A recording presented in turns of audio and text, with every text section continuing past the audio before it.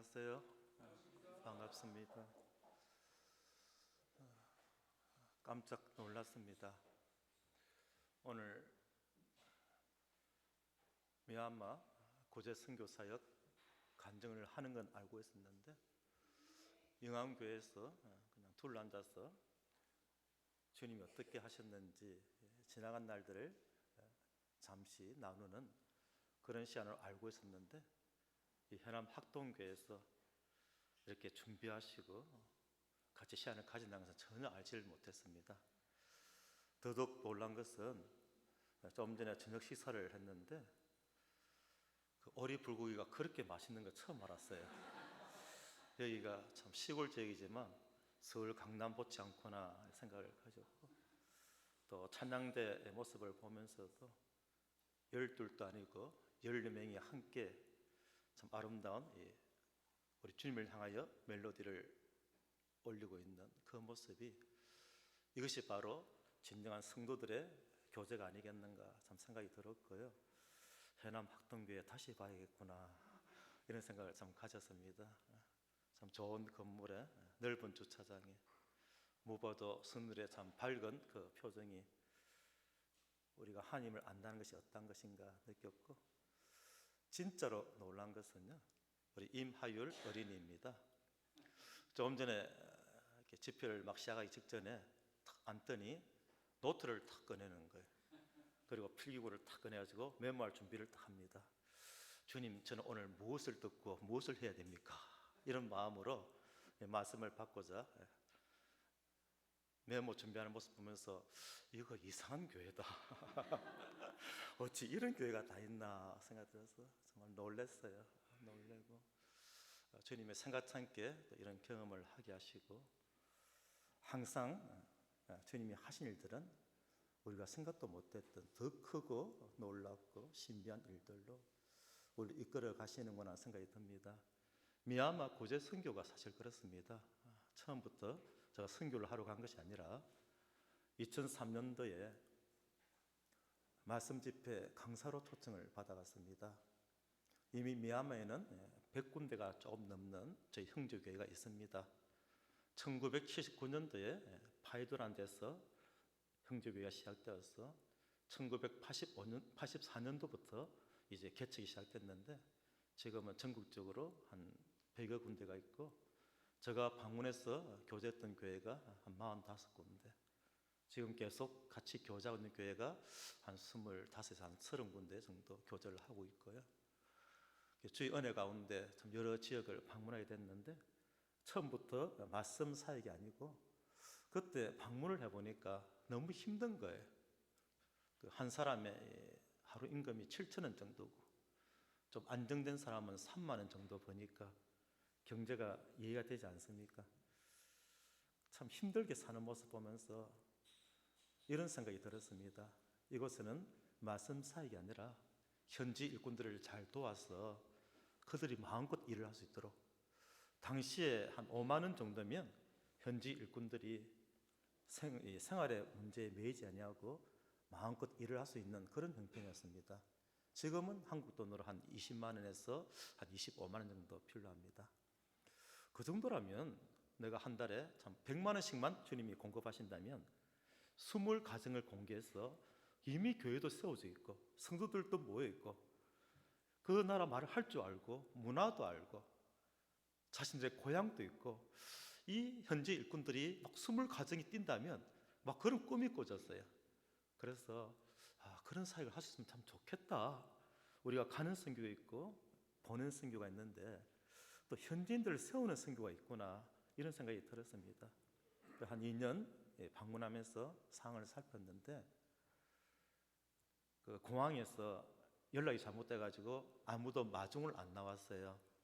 그때에도 이제 인터넷이 안 되는 시대고, 그리고 이제 스마트폰이 없는 그런 시대니까 연락할 길도 없고, 공항에 내리니까 참 망망하더라고요. 이거 어떻게 해야 되나, 그런 과정을 거치다가 모임에 형제님들과 연결이 안 되니까 현지인 한 사람을 만나서 이곳저곳을 이제 다니게 됩니다. 다니면서 항상 하는 이야기가 고아원이 어디 있습니까? 가난한 동네가 어디입니까? 좀 둘러보고 싶습니다. 그렇게 해서 이제 한 일주일을 보냈어요. 고아원을 둘러보고 또 그분이 다니는 일반 침례교회, 미얀마에서는 침례교회가 가장 많습니다. 그 다음에 우리 형제교회가 많고요. 장로교나 감리교는 드문드문 있습니다.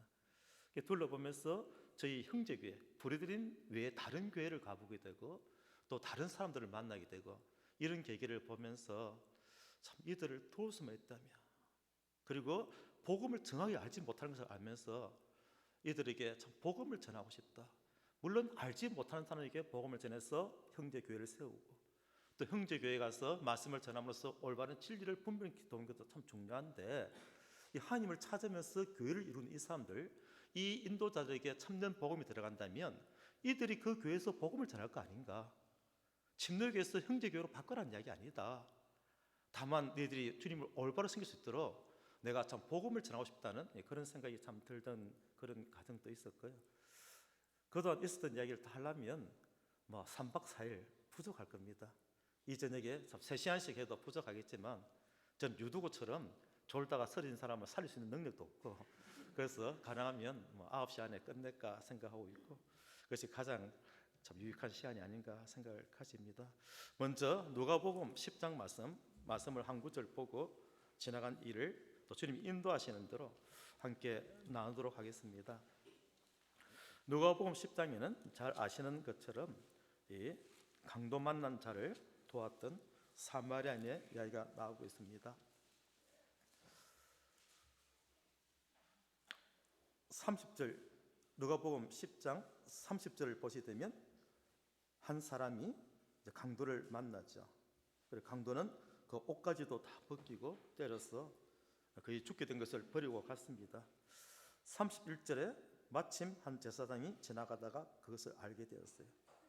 32절에도 마침 또 한 레인이 지나가다가 그것을 보게 되었는데 두 사람 다 그를 보고 피하여 지나갔습니다.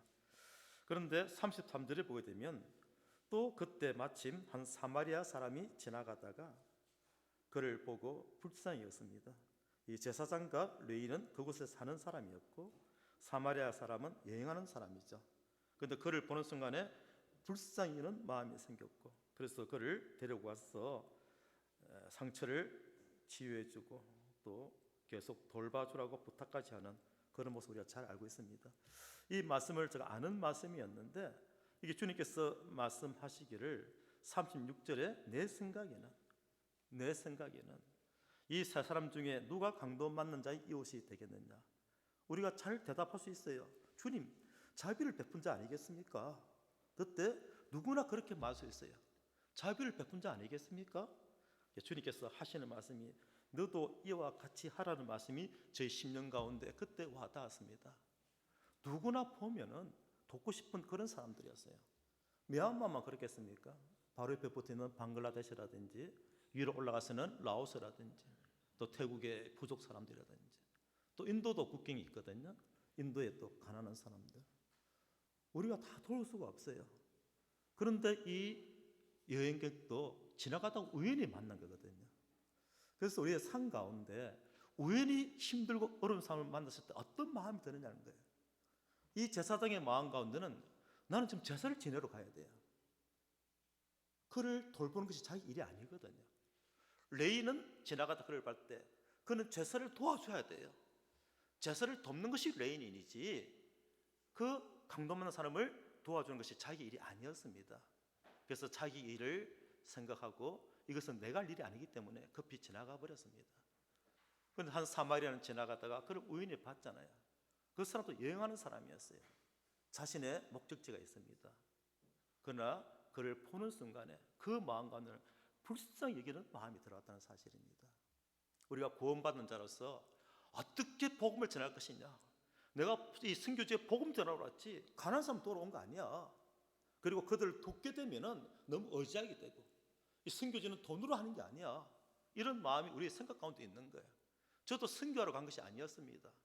다만 그들을 불쌍히 여기는 마음으로 갔을 때 그들을 보면서 돕지 않고는 안 되는, 내가 몰랐으면 몰라도 알고서는 돕지 않을 수가 없는 그런 마음이 막 밀려온 거예요. 그때 주님이 하시는 말씀이 너도 이와 같이 하라. 이것이 제가 받은 말씀이었습니다. 제사장은 제사를 지낸다 하더라도, 레위는 제사를 돕는 일을 한다 하더라도 너는 이와 같이 하라. 주님, 이와 같이 하는 게 어떤 것이죠? 불쌍히 여겨라. 우리가 복음을 왜 전합니까? 선교사가 되기 위해서? 아니지 않습니까? 그들을 불쌍해서 복음을 전하니까 선교사 일을 하고 있는 거잖아요. 우리가 왜 남들을 돕습니까? 나 이름을 드러내려고? 아닙니다. 불쌍히 여겨서 돕다 보니까 이름이 드러나는 거예요. 주의 은혜 가운데 우리가 말씀을 보면서 말씀을 아는 것이 아니라 그 말씀들을 행할 수 있는 그 마음을 주님이 주시는데, 그 마음이 예수 그리스도의 마음이라는 사실입니다. 우리가 주님을 믿으면 내 안에 주님이 함께 하시잖아요. 너가 내 안에 거하고 내가 너 안에 거하는데, 너는 포도나무 가지라. 너가 열매를 맺는 것이 아니라 내가 열매를 맺는데, 너 가지된 너를 통해서 열매를 맺겠다. 요한복음 15장의 말씀 아닙니까? 내 안에 주님이 있다면 주님은 어떤 주님이십니까? 헤세드의 사랑, 아낌없이 주시는 그 주님의 마음이 내 속에 들어와 있다면, 당연히 우리가 어떤 대상을 볼 때 주님의 마음으로 볼 수 있다면 불쌍히 여길 수 있는 것이 당연한 거 아니겠는가? 이 생각이 밀려오면서 너도 이와 같이 하라. 그때 제가 주님 앞에 이렇게 말씀을 드렸습니다. 주님, 저도 힘들어요. 국내 사역자 중에서 넉넉한 사람이 누가 있겠습니까? 20년 전이면 저희 아들이 막 대학을 들어가야 될 그런 때였습니다. 그때 제가 주님, 저도 힘들어요. 그리고 이어지는 생각이, 너가 하고자 하는 마음이 있느냐? 주님, 할 수만 있으면 하고 싶습니다. 정말 돕고 싶습니다. 차마 눈뜨고를 못 볼 장면이 참 많았거든요. 그 중에 한 아이가 정말 예쁘게 생겼어요. 그 흙탕물, 지금 미얀마하고 20년 전은 다릅니다. 그 흙탕물에서 뭔가 씻고 있는 거예요. 야채 시장에서 떨어진 과일 몇 개를 주워가지고 그 흙탕물에다 이렇게 흔들었더니 입에 대고 먹기 시작하는 거예요. 저 아이가 한국에 태어났더라면. 이런 안타까운 마음이 들면서 제가 옆에 가가지고 툭툭 쳐가지고 5천 원을 줬어요. 미얀마 돈은 자시라 그러는데 제가 그냥 편하게 5천 원이라고 얘기할게요. 그 당시 5천 원이면 우리나라 돈은 한 4천 원 정도 됩니다. 이렇게 손에 쥐었어요. 이 아이가 깜짝 놀라면서 그걸 손에 쥐더니 막 고맙단 말도 안 하고 막 뒤돌아도 안 하고 도망가는 거예요. 저는 그 마음 이해했습니다. 5천 원 큰 돈이거든요. 제가 말씀드리지 않습니까? 한 달 월급이 7천 원이었다. 왜냐하면 주변의 사람들이 봤잖아요. 그 돈을 뺏길까 싶어서 도망가는 그 모습 볼 때 참 마음이 아팠습니다. 그리고 이제 한 장로님 가정을 찾아갔는데 그 전에 만났던 탄이라는 분이 있었어요. 그분이 참 힘들게 사는 걸 알기 때문에 안내하는 사람에게 그 가정에 다시 가고 싶댔더니 자기가 그 집을 안다고 그러더라고요. 너 탄 아느냐? 제가 짧은 영어로 이야기하는 것이죠. 너 탄 아느냐? 그랬더니 이제 안다. 그럼 나 그 집에 가고 싶다. 그래서 안내해서 갔어요. 갔는데 나 분명히 동쪽으로 가는 것 같은데 다른 방향으로 가는 거예요. 여기는 영암 아닌데 와보니까 해남 학동이잖아요. 그와 같이 엉뚱한 집 딱 갔는데 그 집이 아닌 거죠. 이상하다 하는데 주인이 나왔습니다. 주인도 거기를 까우뚱하는 거예요. 한국에서 자기를 찾아온다는데 누가 날 찾아오는 걸까? 아는 사람도 없는데. 그리고 이제 둘이 만났는데 참 어색하잖아요. 집을 잘못 찾아간 거예요. 동명이인. 그래서 같은 이름을 가진 사람 집에 찾아갔는데 서로 참 어색합니다. 어색하니까 뭐 제가 인사말 하는 거죠. 그냥 또 탄이라는 분이 있다 그래서 그냥 방문해보고 싶었다고. 교회 장로였어요. 그랬더니 아무튼 반갑다고. 나도 왜 오는지 몰랐는데 아무튼 반갑다 하는데 이렇게 팔에 기부스를 하고 있었습니다. 정상적인 병원에서 기부스가 아니라 그냥 병원을 가지 못했으니까 천을 가지고 똘똘 말아서 팔에 걸치고 있는 거죠. 어색하니까 말을 붙였어요. 팔 왜 그랬느냐? 6개월 전에 자전거 타다가 넘어져가지고 팔 부러졌다. 60에 넘으신 분이에요. 그래요? 그 병원에 가봤어요? 병원에 갈 돈이 어디 있어요? 6개월 동안 팔이 부러졌는데 병원 한번 못 가보고 기부스도 못 하고 그냥 집에 있는 천을 가지고 걸어가 목에 걸고 이러고 있는 거야. 자녀 붓기를. 그게 붙습니까? 안 붙죠. 나 60 넘으신 어르신이. 그래서 참 그렇구나 생각. 참 둘러보니까 참 살림이라는 게 그건 그래요. 다음에 기회 와서 보시면 아시겠지만 가난한 사람도 정말 가난하고 잘 사는 사람 참 잘 삽니다. 그분은 정말 가난한 분이었어요. 그래서 이제 원래 제가 알고 있던 그 탄이라는 분에게 드리려고 봉투에 돈을 준비해 갔었는데 $200였습니다. $200면 엄청 큰 돈이죠. 그분들 입장에서는 아주 큰 돈이었습니다. 지금도 큰 돈입니다. 지금도 한 두세 달 월급되죠. 그래서 그걸 이제 봉투에 넣으신 얼마인지는 모르는데 앞에 딱 내놓았더니 당신 치료비에 쓰라고, 병원부터 가봐라고. 그랬더니 그분이 이제 고맙다고 그러고는 무릎 꿇고 기도를 시작하는 거예요. 미얀마 말로 뭐라고 막 기도하는데 눈에서 우리가 막 닭똥 같은 눈물 이런 말 쓰지 않습니까? 그냥 흘러낸 눈물이 바닥에 툭툭 떨어뜨려도 막 울고 있는 거예요. 느낌은 와요. 이분이 처절하게 기도하고 있구나. 그냥 감사 기도 아니라 뭔가 처절하다 이 느낌을 가지면서도 아무리 돈을 줘도 그렇지 저렇게까지 기도하는가 이런 생각을 가졌어요. 그리고 이제 그날 밤에 제가 이제 버스를 타고 다른 지역으로 가기 때문에 인사하고 나오면서 이제 나왔습니다. 그리고 안내하는 사람이 물어봤죠. 좀 전에 뭐라고 기도했습니까? 그랬더니 그분이 학교 선생이었어요. 학교에서 이제 교사 일을 하시면서 모임을 돌보던 장로님이셨는데 지금 은퇴하시고 이제 계시는 분이었어요. 하나님, 제가 힘들고 어려운 성도들에게 참아 기다려라. 하나님은 신실하시다. 반드시 돌아보신다. 실망하거나 낙담하지 마라. 하나님은 신실하시다. 어렵고 힘들 때마다 하나님은 신실하시다. 하나님 신실하시다고 그렇게 내가 교제했었는데 하나님 정말 신실하시네요. 내가 알던 사람도 아니고 전혀 몰랐던 사람 주님이 보내셔가지고 저의 이 고통을 돌아보시네요. 그러면서 신앙 고백을 하고 있다는 거예요. 하나님 정말 신실하십니다. 하나님 정말 신실하십니다. 이 말만 계속 한 거예요. 지금은 제가 그러면 대충 알아듣겠지만 그 당시는 똑같은 말을 반복해도 그 말이 그 말 같고 제가 모르잖아요. 발음도 희한하고. 그분이 계속 하나님 신실하십니다. 하나님 정말 신실하십니다. 하나님 정말 신실하시다고 막 하는데 저는 못 알아들었죠.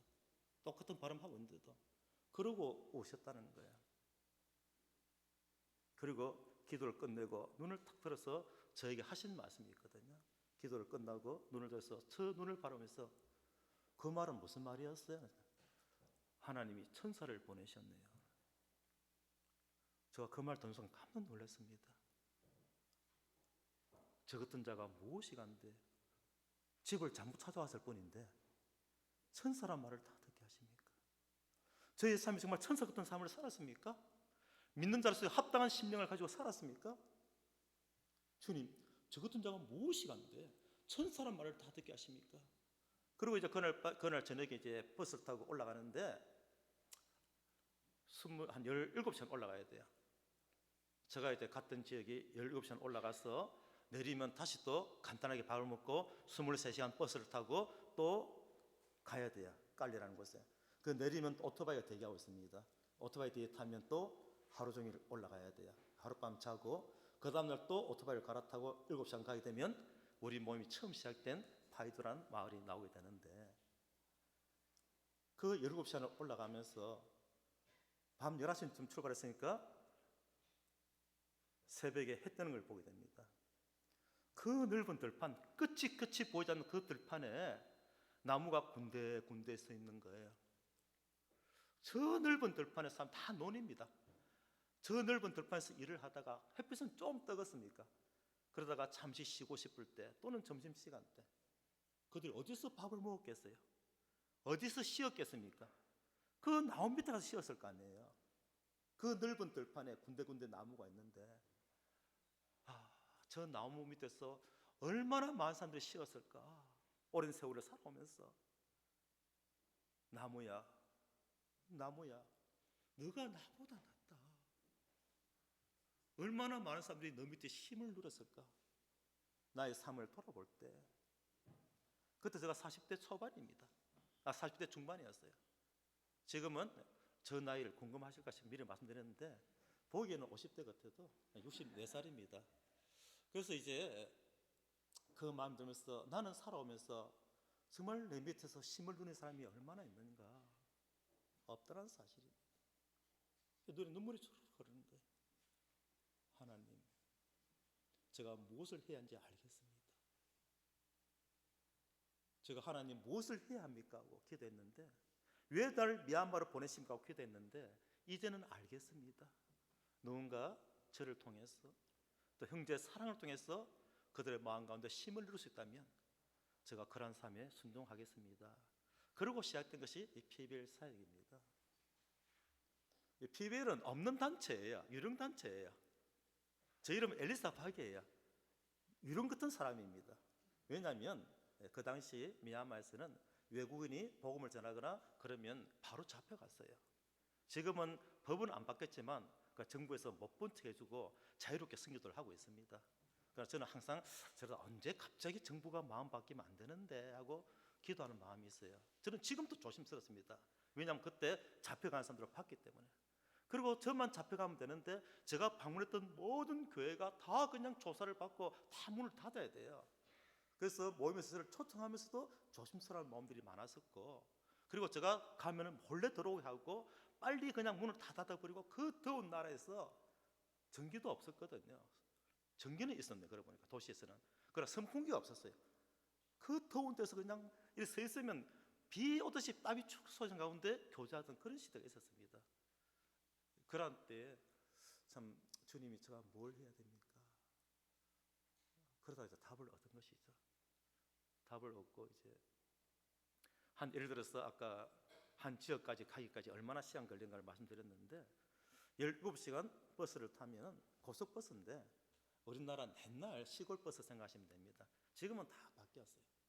그 좁은 버스에 앉아서 17시간 앉아있으면 여행용 가방을 둘 데가 없어가지고 가슴에 안고 가야 됩니다. 상상이 잘 안 되실 거예요. 그래도 저는 즐거웠어요. 그리고 그 만달레에 내려서 잠시 식사를 하고 또 버스를 갈아타면 23시간을 비포장을 가는 거예요. 얼떨결에 갔습니다. 왜냐하면 저를 안내하는 분이 얼마나 걸리냐 물어보니까 투쓰리. 그래서 비포장 투쓰리 힘든데 내가 뭐 살려고 왔나? 죽으려고 왔지. 그래 가자 하고 자신 있게 말했는데 투쓰리가 두세 시간이 아니고 23시간이었습니다. 그 비포장길을 23시간을 털털털 계속 가는 거예요. 내려서 이제 호텔에 좀 쉬나 싶었는데 뭐 게스트하우스에 호텔이 있죠. 그래서 이제 짐을 내놓고 좀 쉬나 싶은데 빨리 나오래요. 가야 된다고. 오토바이가 탁 대기하고 있습니다. 그러면 또 뒤에 탁 걸치 앉으면 또 하루 종일 올라가는 거예요. 제가 이 이야기를 왜 드렸냐면요, 제가 그렇게 다녔다는 게 아니라 그래 가서 중간에 차고 또 들어가야 우리 모임에 처음 발상자 있는데 그곳에 누가 와서 복음을 전했을까? 지금은 그렇게라도 들어갔는데 그 당시 누가 와서 복음을 전했을까? 누가 이 산속에 교회를 세웠을까 생각하니까 가슴이 찡한 거예요. 그리고 군데군데 복음을 전했던 믿음의 사람들의 무덤이 있었습니다. 그 무덤을 보는 순간에 저도 믿는 자인지라 같은 느낌이 들잖아요. 눈에 눈물이 막 쏟아지는 거예요. 우리 선교한다고 말하지 말자. 그 시대 어떻게 여기까지 들어왔어? 얘기 들어보니까 한 6개월 만에 영양실조로 죽었다는 거예요. 6개월 만에. 음식이 안 맞잖아요. 참, 그 얘기 들으면서 마음 가운데 참 찐했던 경험도 있고요. 뭐 제가 어떤 이야기 드려야 되겠습니까? 그냥 제가 이렇게 했습니다는 얘기 하나도 없어요. 오직 하나님이 하신 일들이고 하나님 인도하신 대로 그냥 저 이끌림을 봤을 뿐인데, 제가 아침에 급하게 가서 교제를 나누면 어떤 이야기 해야 되나 싶어서 이렇게 메모를 해봤는데요. 이 메모 좀 해도 좀 석장인데 이거 지금 한 페이지만 해도 아마 좀 그럴 것 같아요. 근데 생각나는 대로 좀 말씀드릴게요. 결론부터 말씀드리면 하나님이 하셨고요. 주님이 결국 이렇게 하시네요. 그게 뭐냐면 구제로 시작했을 뿐인데, 도왔을 뿐인데 복음을 전할 수밖에 없었고, 복음 전할 때는 나름대로 큰 목숨을 걸었습니다. 그 당시 복음을 전할 수가 없으니까 제가 아이디어를 냈어요. 외국인은 복음을 전할 수 없어도 국내 사람들은 자유가 있거든요. 종교의 자유가. 그래서 세미나는 괜찮다더라 싶어서 그 지역에 있는 장로들과 또 이렇게 소위 목사라는 사람들, 이런 사람들, 전도사라는 사람들을 모아놓고 이렇게 모아놓고 복음 세미나를 했어요. 자, 복음을 전하는 법, 복음의 내용은 무엇인가? 그게 누가 봐도 세미나입니다. 그러니까 괜찮은 거예요. 그래서 복음 전하는 법 하면서 복음을 전했어요. 복음을 전했더니 많은 분들이 그거였구나 이러는 거예요. 그리고 한 분은 무릎을 탁 치시면서 맞아, 이제 나 천국 가. 교회 장로였어요. 연세 많으신 장로분이었는데 이제 나 천국 가. 너무 기뻐하시는 것입니다. 그 모습 보면서 허우대 허우께 하면서 기뻐하시는 그 모습이 뭐냐면요, 맞아 정말 맞아 이 말인데요, 그것이 교회의 모습이었거든요. 그게 누군가서 복음의 빛을 비춰줬을 때 반응이 있다는 사실입니다. 그리고 한 달 뒤에 제가 소식을 듣습니다. 그분이 죽었다고. 교회적인 용어로는 한이 부르셨다, 소천하셨다고. 저는 그분이 구원받는지 안 받는지 모르겠어요. 그런데 그분은 정말 기뻐하셨거든요. 복음 듣고 한 달 만에 소천하셨다면 이보다 더 귀한 일이 어디에 있겠습니까? 그래서 복음을 전하고 싶은 욕심이 생겼고, 또 그때부터 알려지기 시작하면서 이 교회 저 교회에서 초청을 시작하고, 또 학생이나 청년들을 모아놓고 여름 수양회 때 강사로도 다니고, 그러면서 제가 이제 복음을 전하기 시작한 거예요. 그때 그들이 되게 당신은 어디서 왔습니까? 했을 때 자랑스럽게 나 한국 사람입니다. 그렇게 말하는 거예요. 그건 괜찮아요. 그럼 뭐하러 왔습니까? 문제가 되거든요. 그들이 주로 하는 질문은 이런 질문을 했습니다. 한국에서 왔다고요? 장동건이 잘 있어요? 장동건 전 누군지 몰랐어요. 비 잘 있어요? 비가 누구지? 그래서 얼떨결에 예 그랬어요. 그러고 나서 이제 치밀해졌거든요. 그래서 이제 제가 얼른 생각나는 것이, 예수를 믿는 자들이라면 입으로만 복음까지 아니라 정말 내 안에 주님이 계신다면 주님이 계신 그런 심령을 가진 사람들의 삶, 믿는 자다운 삶을 사는 그런 사람들의 모임이 있으면 좋겠다.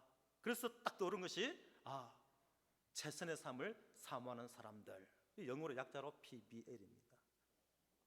그래서 이제 저는 PBL에서 왔습니다. 이 말은 예수 믿는 자로서 합당한 삶을 살고 싶습니다, 이 말이었어요. 그래요? 이름은 무엇입니까? 이름을 또 밝혔다가 또 그냥 복음 전한다고 소문나면 입국할 때, 출국할 때 혹시나 또 걸리는 거 아니냐, 제가 보기보다 겁이 많습니다. 그래서 이제 조심스러워서 이름을 밝히고 싶지 않았어요. 그래서 엘리사 박이라고 그랬어요. 순간 떠오른 생각. 그럼 왜 엘리사 박이라 했을까요? 주님, 정말 이들을 돕고 싶습니다. 저는 능력이 없습니다. 이들의 양식적인 문제나 이들에게 참된 생명의 빛을 비춰주는 문제나 저는 정말 사모하지만 그럴 능력이 없습니다. 주님, 그런데 저에게 능력을 부어주시옵소서. 부어주시려면 엘리야보다 더 한 수 높은 엘리사의 능력을 부어주시옵소서, 이 마음이 들었던 거예요. 엘리사가 그걸 구했잖아요. 엘리야의 영감의 2배를 구했잖아요. 주님, 저도 엘리사 같은 그런 능력을 주십시오. 다하지 않는 기름병, 다하지 않는 이 가루통, 죽은 아이가 다시 살아나고, 정말 그들 살리고 싶었어요. 그때부터 이제 복음이 불붙는 거죠. 왜 복음이 불붙냐면 우리 예수 믿는 사람들은 당연히 복음을 전하고 싶거든요. 처음에 동기는 불쌍해서 독고자고 고아원을 찾아가고 독고자고 가부를 찾아가고 아무 가부는 안 찾아갔습니다. 기준이 있었어요. 교회 일꾼으로서 살아왔는데 남편이 먼저 떠난 가부들 누가 돌아보겠습니까? 제가 다 돕지는 못해도 적어도 일꾼에 남은 미망인은 도와야겠다, 그런 마음으로 이렇게 시작했을 뿐인데 복음을 전하게 되잖아요. 그래서 이제 PB라는 것이 시작되고 엘리사 박이라는 이름으로 지금 제가 그래서 그분이 저를 부를 때 엘리사 박 그럽니다. 그럼 엘리사 박은 좀 엘리사 박다워야 되잖아요. 우리 믿는 자들은 믿는 자다워야 됩니다. 우리 학생들 앉아 있는데 정말 이 간증을 듣고 싶어 왔을까요? 하나님 어떻게 일하시는지 듣고 싶어 왔을까요? 아니면 교회에서 이런 오늘 집회를 한다니까 왔을까요? 우리가 정말 어떤 마음으로 주님을 섬기고 싶을까요? 경험되고 나면요, 나도 그렇게 살고 싶어하는 마음이 생기거든요. 그래서 이제 한 번은 이제 셀토장이라는 곳에 갔다가 홍수를 만납니다. 홍수 날 걸 알았어요. 아침에 오는 비를 보면서 이 정도 비 오면 홍수 난다.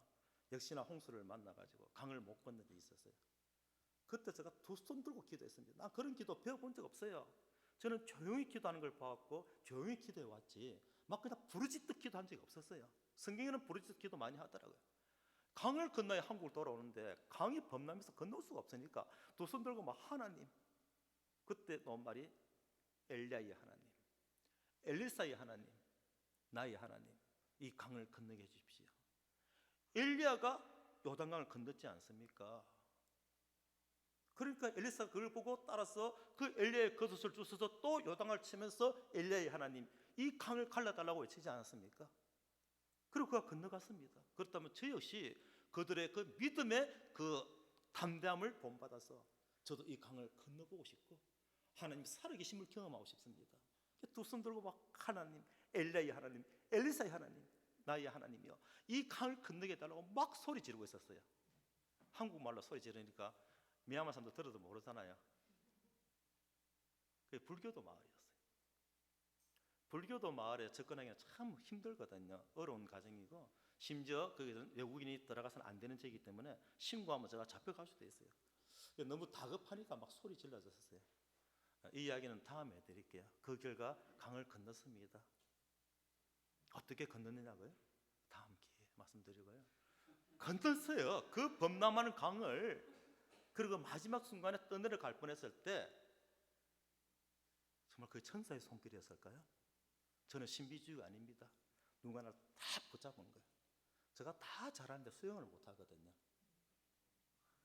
마지막 그 강둑을 불과 1, 2m 남겨놓고 몸이 물에 떠올른 거예요. 그 순간에 딱 붙잡았는데 천사가 붙잡았어요. 옆에서 함께 건너는 사람의 손을 통해서 0점 몇 초 상관이지만 그 사람이 저를 보고 타지 않았다면 저는 떠내려가는 거예요. 그런데 그 사람의 마음 가운데 순간적으로 저를 돌아보면서 자기도 모르게 팔이 뻗었다는 거예요. 자기도 모르게. 또 그분이 왜 같이 건넜을까, 이런 이야기도 참 오랜 시간이 필요하기 때문에 또 다음 기회에 들을 수 있으면 좋겠고요. 하나님이 하신 일들인데 그 결과 저는 강을 건넜는데요, 그 강을 건너서 탁둑에 풀을 붙잡는 순간에 그 느낌은 저는 영원히 잊지 못할 것입니다. 하나님 살아계시네요. 하나님 살아계시네요. 저는 그 순간 잊을 수가 없어요. 어떤 순간이냐면요, 모세와 더불어 출애굽했던 그들이 그 홍해 앞에서 그렇게 절망하고 원망했다지만 그 강을, 그 바다를 건너고 나서 그들이 마른 땅에 서서 다시 그 바닷물이 합해질 때 자기를 쫓거든 그 바로의 군사들이 다 수당되는 모습을 보면서 그들이 노래를 부르지 않습니까? 출애굽기 15장에서 그걸 모세의 노래라고 그러는데 그들이 그냥 조금 전에 찬양하시는 정말 아름다운 찬송을 부르시고 저 깜짝 놀랐어요. 해남교회에 저렇게 많은 사람들이 있네? 드럼도 있네? 저 정말 놀랐어요. 얼마나 신나게 경쾌하게 하나님께 찬양을 드리고 싶겠어요.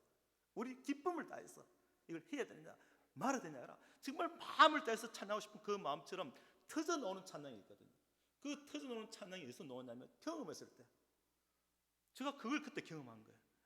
오 하나님 하면서 그냥 감사 기도 나오는데 그것은 우리가 성탄 예배 때 드리던 그런 뜻과 잔에 대한 기도가 달랐습니다. 그래, 하나님께 떡에 대해서 감사해야지, 피 흘림에 대해서 감사해야지, 부활하신 주님을 감사해야지, 주님을 기념해야지. 오늘 어디를 택할까? 그냥 10편 95편에 그냥 예배에 합당한 시편이지. 그게 아니었어요. 그냥 마음으로 하나님 살아계시네요. 하나님 살아계시네요. 그 다음 해에 제가 수소문에서 저를 도와주신 사람 집에 찾아갔는데 사진만 하나 남아있었어요. 찾아갔더니 참 그들이 왜 저를 건네줬는가 쭉 설명 들으면서 하나님이 하셨네요. 그 강을 건널 이유가 없어요. 그들도 목숨을 걸고 저를 도와서 건너주게 해준 거거든요. 그 지금 그 분과 이제 친한 사이가 돼가지고 제가 가면 그 집에도 방문하고 마을 사람들 모이면 복음도 짧게 전하고 그러는데 불교도 말입니다. 여러분들은 이해가 안 될 거예요. 그냥 불교도 말이 아니고요, 외국인이 들어갈 수 없는 불교도 말이에요. 하나님 결국 한 영혼을 구원하시려고 저를 하여금 그런 경험을 하게 하셨구나. 요나가 물고기 뱃속에 들어갔다가 나오니까 니느웨 사람들이 더 놀라는 거예요. 그는 어느 날 한 선지자가 와가지고 40일 뒤면 이 니느웨 성이 망한다 그랬으면은 그들은 그 성을 보면서 이 성이 어떻게 40일 안에 망한단 말이냐. 40년이 아니고 40일입니다. 죄송합니다. 그러면서 그들이 믿기 힘들었을 건데 요나 얘기를 쭉 들어보니까 야, 하나님이 어떤 분위기래. 우리를 살리려고 저기 도망가는 사람도 붙잡고 다시 데리고 와서 우리를 이렇게 이런 이야기 듣게 하는가? 그렇게 우리를 사랑한단 말이냐? 그들이 아마 감동이 달았을 거예요. 책을 보고 공부한 그런 내용이 아니라 하나님을 경험한 사람들의 노는 그 터지는 이야기였잖아요. 누가 머리도 막 그 이야기할 때만큼 흥분되는, 다른 건 몰라도 그 이야기할 때는 흥분되는, 우리 아들 서울대 법대 수석으로 입학했어요. 그걸 말하지 않고 참을 수 있는 부모가 어디 있습니까? 교회에서 이번에 대학 떨어진 애들도 있는데 이런 말 안 해야지. 그건 이성적인 생각이에요. 화장실 가서 그냥 자매야 있잖아. 우리 아들 시험 친 거 알지?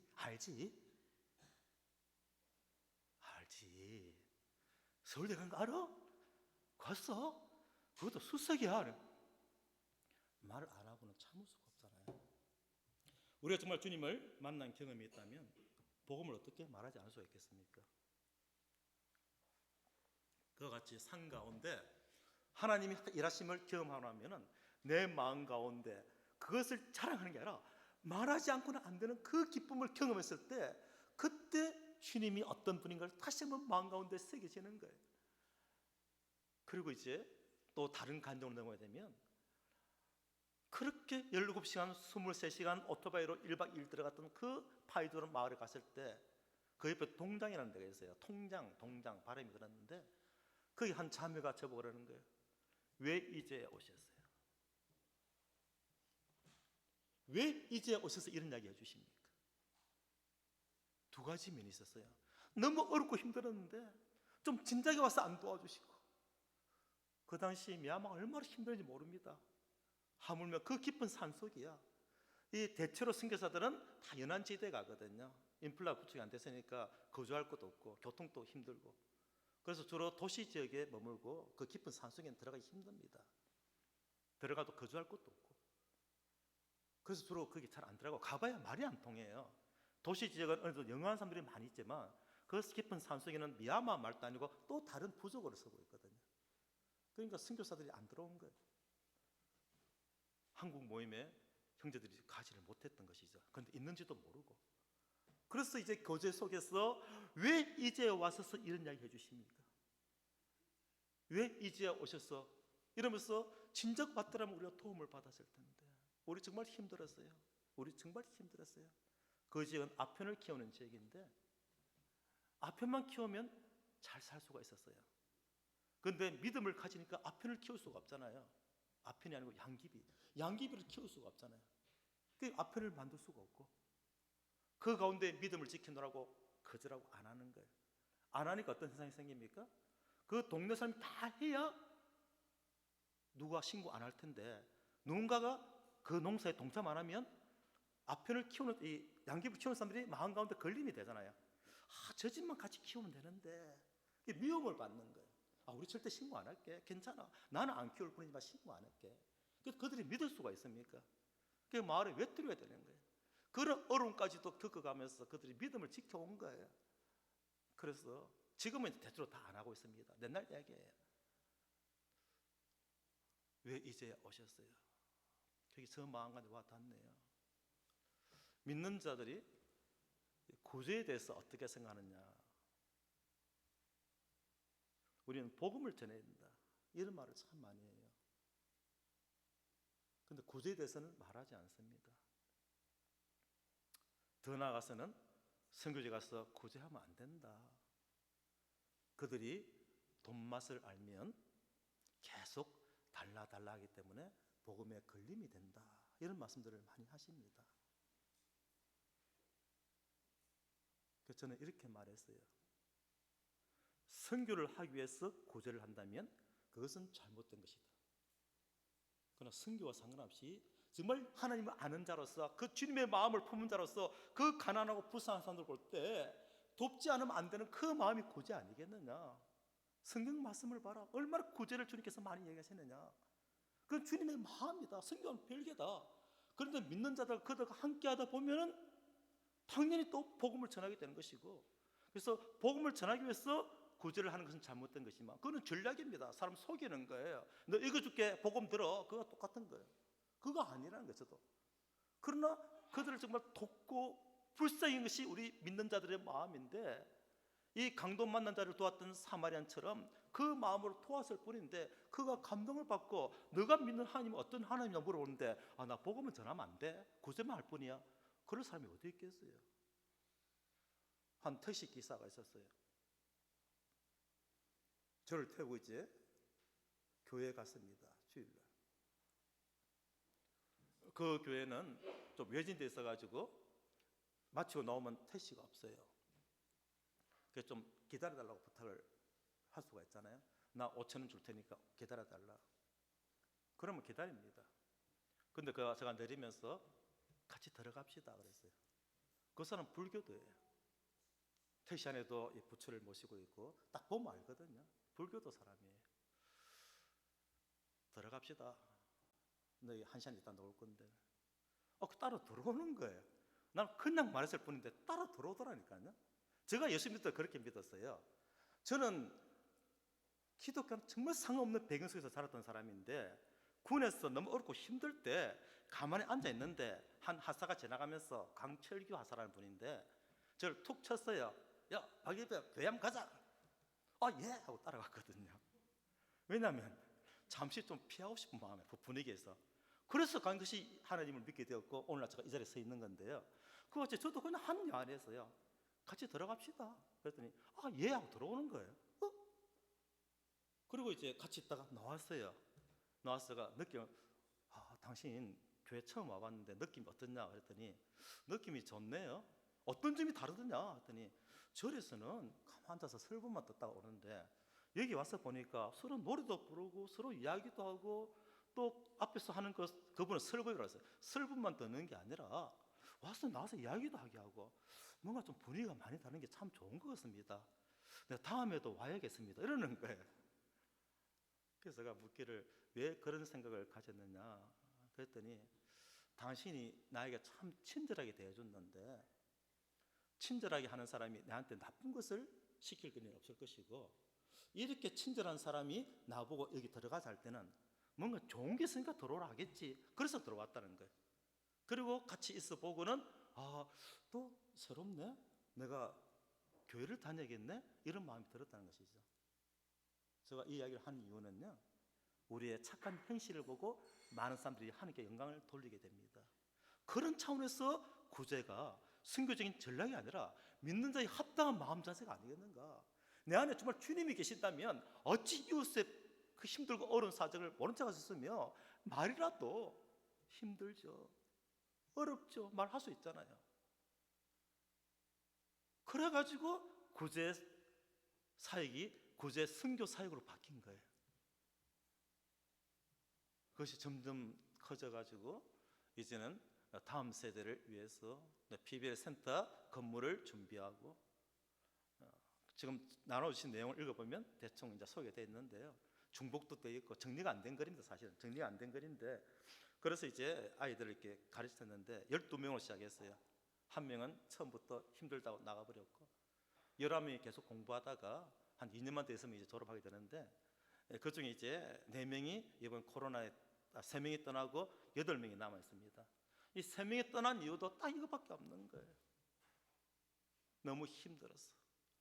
내가 벌어서 돕지 않고는 내 남은 홀 어머니, 내 남아있는 우리 할머니 도울 사람이 없어요. 내가 벌어야 돼요. 우리 지금 이제 고등학생 나이가 되니까 돈 벌 나이가 됐거든요. 내가 벌어야 됩니다. 그래서 그 센터를 떠난 거예요. 그래서 지금 남은 8명이 아이들이 이렇게 계속 남아있는데, 얘들은 마태복음 5장, 6장, 7장을 다 외웁니다. 그리고 에베소서를 외우다가 이제 코로나가 터져가지고 잠시 멈춰져 있다가 다시 모이게 됐는데, 제가 그들에게 왜 마태복음 5장, 6장, 7장을 외우라 했냐면요, 그 말씀을 외워서 달달달달 와 잘한다고 박수 받고 그런 암송이 아니라, 말씀을 계속 마음 가운데 암송하고 외우고 생각하다 보니까, 맞아, 이런 삶을 살아야겠구나 하는 그 마음이 그 마음 가운데 충분히 소화되어서 마음 가운데 다시 한번 숙성되어지고, 오다 보니까 순창이라는 지역에 고추장 유명하지 않습니까? 순창 고추장 부치라더라고. 고추장 맛 다 똑같은 거 아니에요. 손맛이 다 다르듯이 숙성이 되어야 맛있는 것이지, 숙성 안 된 고추장은 고추장인데 별 맛이 없다고 생각합니다. 우리 믿는 자들요, 맛은 많이 알고 있잖아요. 맛은 많이 알고 있지만 그 말씀이 숙성되어진다는 것은 내가 경험되어지고 그 말씀이 순종되어질 때, 하나님 정말 이렇게 하시는구나, 정말 그렇구나 하면서 내 마음에 벅찬 감동이 일어날 때 그 얼굴에서 막 빛이 나면서 이야기하고, 바로 이렇지 않습니까? 막 강조가 되어지고 자신 있게 복음을 전할 수가 있나. 믿으면 천국 간다니까, 이게 아니라 너 안 믿으면 지옥 가, 자신 있게 그냥 너무 실감되어지는. 그리고 실제로 그 주변의 사람들에게, 친구들에게 내가 어떤 믿는 자인지를 나타내려고 하는 게 아니라 나타내진다면 어찌 친구들이 마음 가운데 끌림을 받지 않을 수가 있겠습니까? 믿는다고 말하는 것이 믿는 것이 아닙니다. 믿는 것이 믿는 거예요. 믿는다고 말하면서 그렇게 살지 않다면 말씀을 아는 것이지 믿는 것이 아니지 않습니까? 그런데 실제로 그 말씀을 믿는다면 그 말씀대로 살아야죠. 목이라도 내어달라면 목을 내미는 거예요. 너 아들 이삭을 달라면 이삭을 내주는 거예요. 눈이라도 빼달라면 빼주는 거예요. 그때 주님은 더 놀라운 계획을 가지시고 우리에게 우리의 믿음을 시험하신 게 아닌가. 그래서 그 아이들이 이렇게 잘 자라게 되면, 지금 아이들에게 말하지 않습니다. 미리 너희들 공부 열심히 해라. 그러면 나 한국에 가서 공부하자. 그리고 주님 앞에서 주님 축복하시면 다시 미얀마 돌아서 미얀마를 위해서 우리가 같이 살자. 이런 이야기 하면은 애들 한국 오려고 공부하잖아요. 그래서 저는 그런 얘기 하지 않을 마음에 품고 있는 생각입니다. 그 아이들이 잘 자라게 되면은 와서 공부도 시키고, 공부를 잘 못한 아이는 은사가 따로 있으니까 기술을 가르치고, 그렇게 해서 미얀마에서 그들도 다른 사람을 돕는 삶을 살도록, 즉 예수 믿는 차다운 삶을 살도록, 다 예수 믿거든요. 예수 믿는 차다운 삶을 살도록, 그래서 그들 통해서 또 복음이 전파되고 또 정을 보내고, 이런 꿈을 가지다 보니까 현지 일꾼들을 양육해야겠다. 언제라도 미얀마 다쳐도 우리는 다시 들어갈 수가 없지만 현지인들은 남아있잖아요. 현지 일꾼들을 양육하자. 지금은 주로 현지 일꾼들을 양육하는 그런 사역에 꿈을 가지고 또 그렇게 방향을 잡고 해 나가고 있습니다. 미얀마에는 성경학교가 4군데 있어요. 저희 모임에서 보레데린 형제들이 운영하는 데가 4군데 있는데 시티아이와 거의 비슷한 형태입니다. 단 3년제예요. 물론 인간을 안 받은 학교고 무허가죠. 3년 동안 이렇게 공부를 하게 되는데, 그런 곳이 4군데가 있거든요. 그 중에 이제 한 군데를 제가 한 군데는 미국에서 돕고 있고, 한 군데는 저게 오산에 있는 교회에서 돕고 있고, 한 군데는 저 경기도의 한 교회에서 돕다가 지금은 안 돕고 있고, 싱가포르에 부탁해서 싱가포르에서 돕고 있고요. 그리고 이제 한 지역 교회는 성경학교는 우리 PBL에서 함께 동력해서 돕고 있습니다. 이런 사역들을 통해서 이제 다음 세대를 이제 바라보는 것이죠. 다음 세대를. 그래서 하나님 결국 이렇게 하시는데, 처음부터 다음 세대를 가리키는 사역을 시킨 것이 아니라 구제부터 시작해서 이제 복음을 전하게 하시고, 이제 수양이나 집회를 통해서 이 말씀을 나타내기 시작하고 동참하다가 결국 이렇게 하시는구나 하면서 서서히 숙성시켜 옵니다. 우리 믿음도 숙성이 필요하거든요. 경험되어지고. 그냥 책으로 보고 아는 사람들은 참 많이 알아요. 그런데 참 제가 좀 교만한지 몰라도 참 마음이 불편할 정도로 교만해 보여요. 아니면 겸손이 전혀 보이지 않습니다. 그런데 오랫동안 시달림을 받고 주님 은혜 가운데서 연단된 성도들은 언제 봐도 겸손하더라고요. 오늘 식사가 끝났는데 한 분이 돈을 냈나 봐요. 사람들이 참 고맙습니다, 감사합니다 인사를 했어요. 그러니까 그 돈을 낸 분이 더 인사하는 거예요. 그게 또 장난친다고 인사하는 사람이 또 더 인사를 하니까 그 돈을 낸 분은 땅이 엎을 정도로 또 인사를 하는 거예요. 물론 가족 관계 속에서 서로 이렇게 즐거운 마음으로 한 인사지만, 저는 그 속에서 또 교훈이 있었습니다. 그래, 고맙습니다 할 때 내가 더 낮춰야 돼. 더 낮춰야 돼. 우리 주님이 그렇게 살지 않았느냐. 9시 됐습니다. 다 하면 재미없어요. 좀 난간해야 계속 그래야 좀 재미있는데, 그래도 할 말은 해야죠. 할 말은 하고 끝내는데, 어떤 마음으로 하느냐. 전도서 11장 1절입니다. 저는 가서 영수증을 안 받아요. 그냥 주고 맙니다. 흘러가는 강물에다 떡을 던졌는데 영수증이 어디 있습니까? 흘러가다가 필요한 곳에 멈출 것이고, 누군가가 무릎 꿇고 주여 오늘 양식이 없으면 우리 아이들 굶어 죽습니다 하고 기도하고 있는데 뭔가 둥둥 떠내려오는 거예요, 비닐봉지가. 그래서 건져보니까 안에 떡이 딱 들어있는 거예요. 그래서 돈도 한 5만 원 들어있는 거예요. 그럼 깜짝 놀라겠죠. 흘러가는 강물에 던져버리면 주님이 필요한 사람에게 흘러가게 할 것이고, 그 사람은 그걸 주우면서 그 자신의 기도 가운데 그 양식을 주시면서 하나님이 정말 살아계시네요, 하나님이 정말 살아계시네요, 그렇게 하지 않겠습니까? 한 분이 저에게 편지를 보냈습니다. 사랑하는 엘리사박에게 미국에서 보냈어요. 미국으로 이민을 가신 분인데, 당신이 우리를 어떻게 도왔는지 훗날에 우리 아이들에게 말해줄 것입니다. 지금은 아이들이 어려서 말을 해줘도 무슨 말인지 알아듣지 못할 것입니다. 훗날 아이들이 자라고 나면 당신이 우리에게 어떻게 했는지, 한국 성들이 어떻게 도왔는지 말을 해줄 것입니다. 그리고 나서 누가복음 10장 30절이 인용되는 거예요. 너희들도 그렇게 살아라고 말하겠습니까? 감사합니다.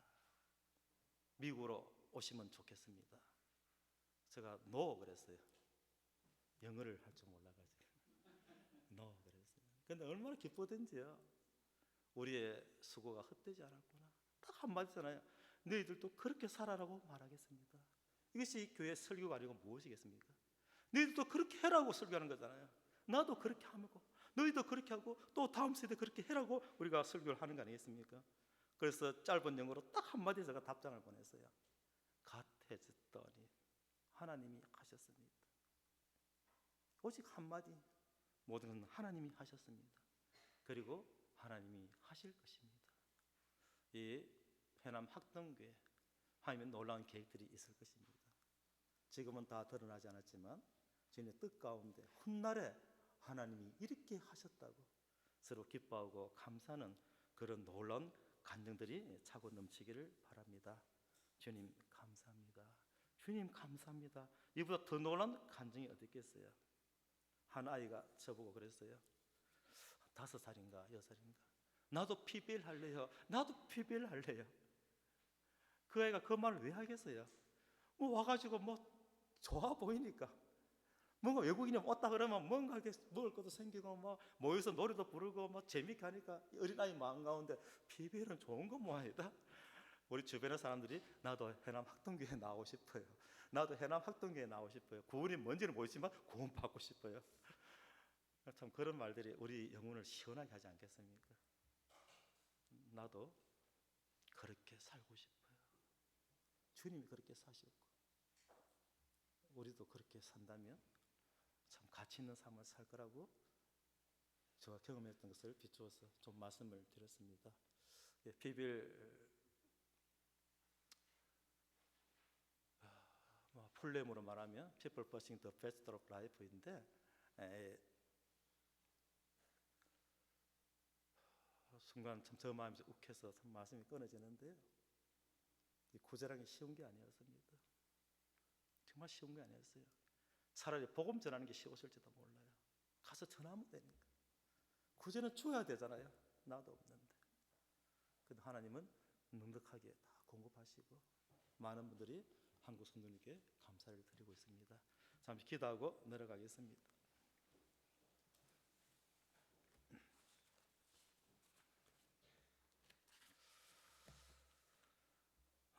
아버지 하나님 놀랍습니다. 제가 이 시간 이 해남 학동교회에서 하나님이 하신 일들을 경험한 대로 또 생각나는 대로 함께 감사를 나눌 수 있을지 전혀 생각도 못했습니다. 하나님 참 놀라우신 하나님께서 하신 일들을 감사드리고 이 교회 주의 은혜 가운데 성령을 역사하시고 함께 하셔서 많은 믿음의 간증들이 일어나게 하시고 우리가 참 입술로만이 아니라 삶으로 그리스도의 영생이 나타나는 귀한 교회 되게 하여 주시옵소서. 참 주의 은혜 가운데 하나님이 하신 일들이 우리를 통해서 나타나게 하시기를 간절히 바라며 예수님 이름으로 감사하고 기도하옵나이다. 아멘. 오랜 시간 들어주셔서 감사합니다.